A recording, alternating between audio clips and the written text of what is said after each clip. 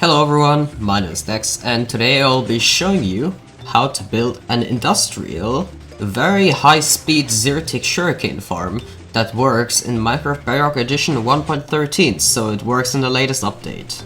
Now, as you may know, our beloved Zerotick Sugarcane farms have been messed with in update 1.13, so if you build a design from any other YouTuber or I don't know who, whatever, you may have noticed it breaking, and that's because they patched it, but sort of patched it, not completely. So there are still multiple methods to Zerotick Sugarcane in Minecraft Bedrock Edition 1.13, and this one uses a very smart one, literally. It uses so-called smart pistons. So the very basic idea of this farm is that instead of directly manipulating the water below the sugarcane with pistons by pushing a piston head into it, we are pushing back and forth waterlogged blocks. So we have waterlogged slabs right here. I put some glass so that you can see it. And as you can see, these pistons, they push them back and forth, and that will make the sugarcane grow faster. And once it does grow, the observer will detect it and will fire the pistons. And thanks to this little sand circuit, it will not create an infinite loop. So yeah, that is the sugarcane farm. And in order to detect when it has to push the actual slabs back and forth, we have this small circuit, which is commonly referred to as a smart piston. So basically, it will detect whenever a block is in front of the piston, and the piston will push.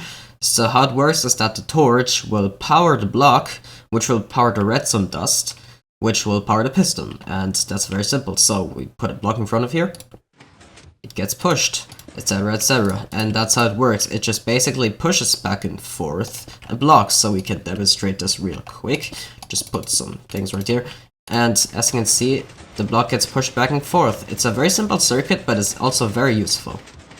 So these are the materials that you will need for your Zerotick Sugarcane farm, and you can just screenshot this so you can use it while building. And with that out of the way, I say we get into the tutorial.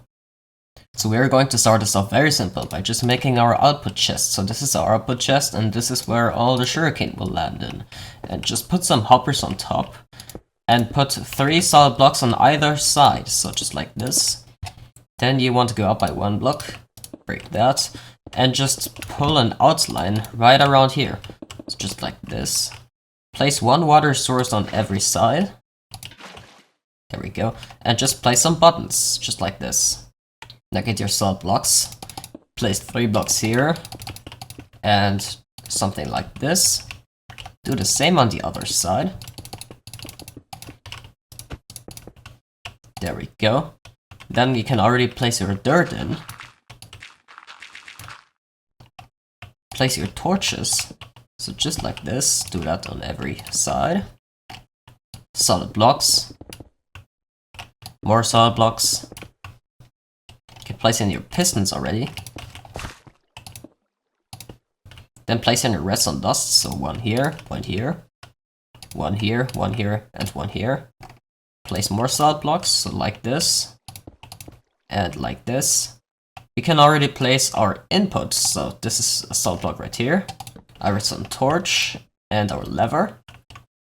And what we're going to do now is place the slabs, which are going to be waterlogged later.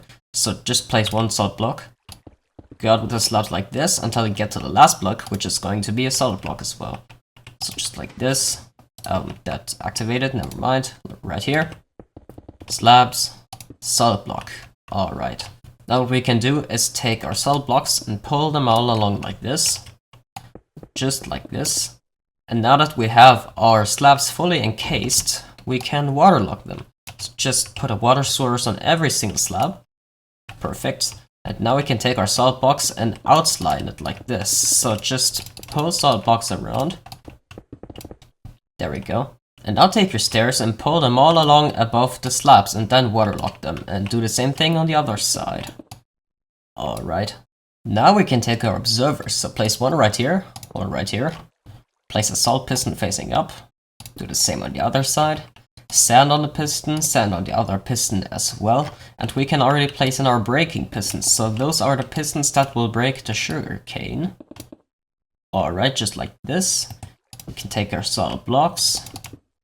Just fill them like this. And let's take our glass panes and put them right in the center. And this is so that when the piston breaks the sugarcane, it doesn't go on the other side and it always lands in the water.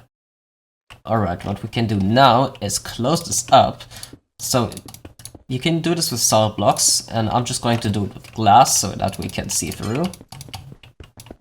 Actually, before you cover this up, place in your sugarcane. So just like this. Place one sugarcane on each dirt block. And now we can cover this up. Just like this. There we go. Now place one last solid block right here and right here. And pull along your redstone dust right on top of the actual pistons. So starting here and finishing here. And I think that's it. So let's give this a quick test. We're just going to turn this on. And we should see it working. Yeah, as you can see, the sugarcane grows and then it gets broken by the pistons. And it all lands inside your output chest. So right here, this is where all the sugarcane lands. And as you can see, it is blazing fast. This is about 16,000 sugarcane per hour. And this will be more sugarcane than you will ever need. So yeah, I think you're set for life if you build this. So that was the tutorial for my Zerotick Sugarcane farm that is industrial, and maybe consider subscribing because a lot of work went into this, and I think we're already at 500, so close, which is crazy because I never thought I would be getting that big. I just wanted to make tutorials to help out people. And yeah, it seems like people like these kinds of tutorials, so yeah, thank you very much for watching. I hope you enjoyed this and your infinite sugarcane. Yeah, thank you very much for watching. My name is Nex, and bye bye.